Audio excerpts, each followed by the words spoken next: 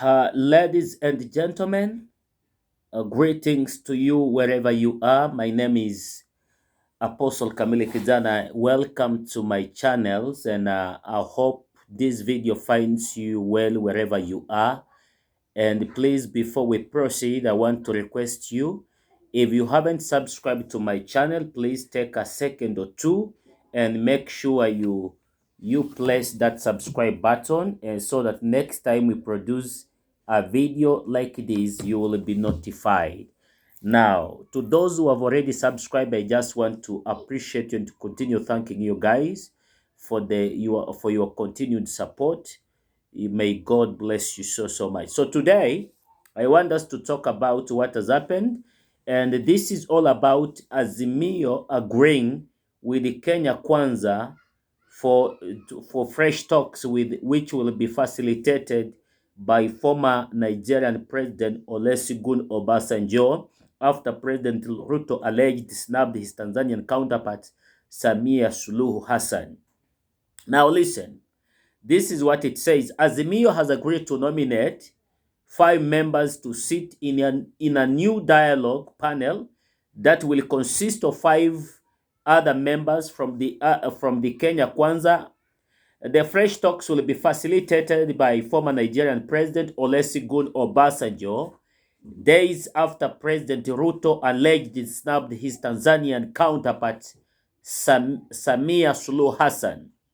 In a statement on Saturday, Minority Leader Opiyo Wandayi said they had reached the decision after consultations with the Kenya Kwanza side under Obasanjo's facilitation, desirous of a democratic and peaceful resolution of issues that beset our nation. That is what he said.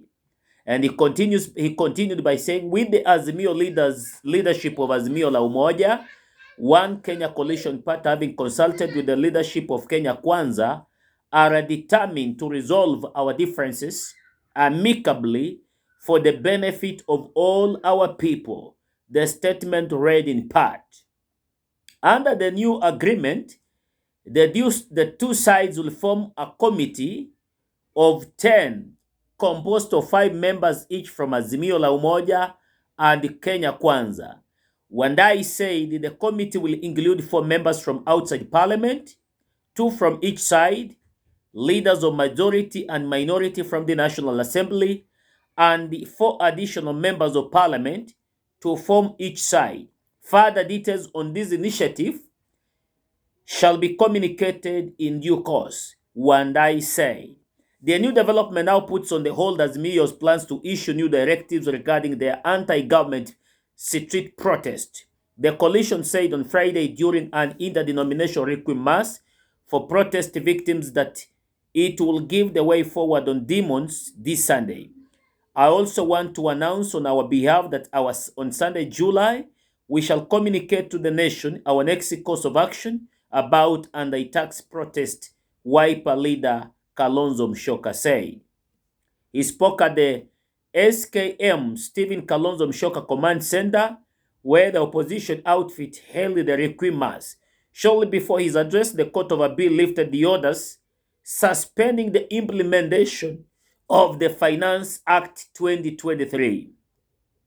Noting this, Kalonzo said Kenyans will have to bear the burden of heavy taxes and regretted that lives were lost in the fight against the same.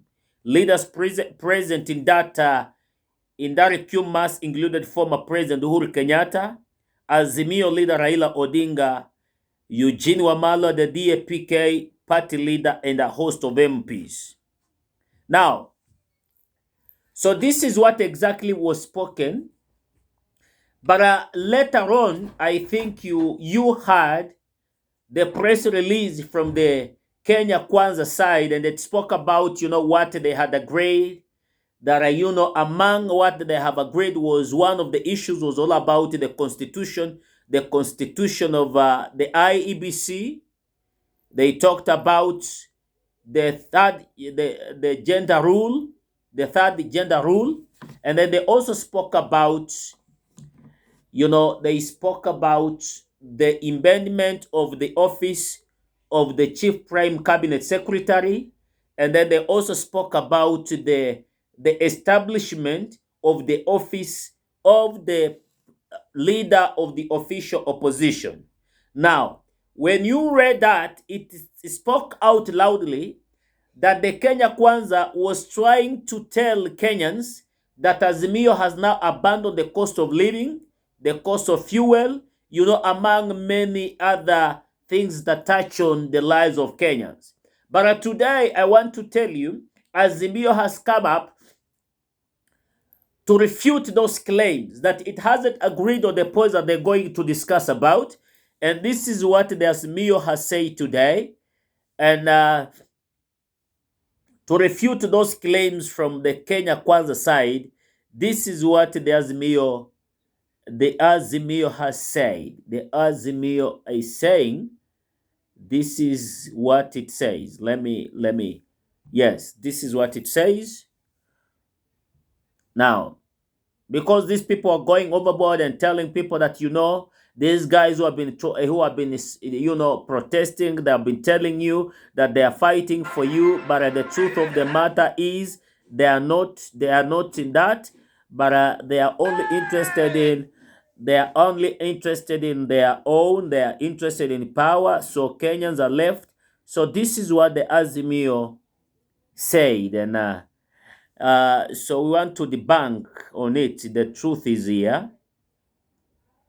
Now, Kenya Kwanza, they are good at propaganda. So today we want to debunk their propaganda and let them know that this is what the Azimio la Umoja has said.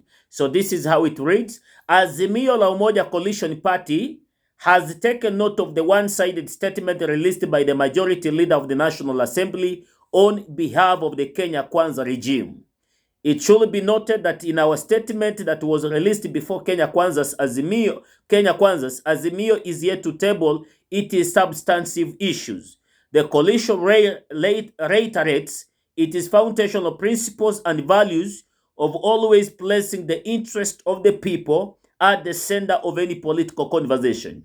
As Azimio, we reaffirm that our 4 points agenda remains the same: cost of living, electoral audit and reforms, non-interference in coalitions and other constituent parties, and finally, accountability and the probe into police brutality that has claimed dozens of innocent lives. Cognizant of the crisis of the living bedeviling the nation, with many Kenyans under the palm, our coalition cannot at any very least even countenance a conversation involving establishment oppositions not contemplated by our constitution. We owe it to Kenyans to engage honestly, transparently, and guided by utmost good faith to find testing solution to the crisis in the country. Azimio la Umoja, One Kenya Coalition Party, Nairobi. So this is the statement by the Azimio Coalition, refuting the claims that Azimio has now declined to speak about the cost of living, and that bedevils the people of Kenya. So I want you to see in between the two coalition which is speaking the truth. But as I tell you, we need to be very keen. But if Raila does not speak about the cost of living, then most of the Azimio supporters are saying they're not part and the parcel of that conversation. So I don't know what is your take. Until next time, God bless you.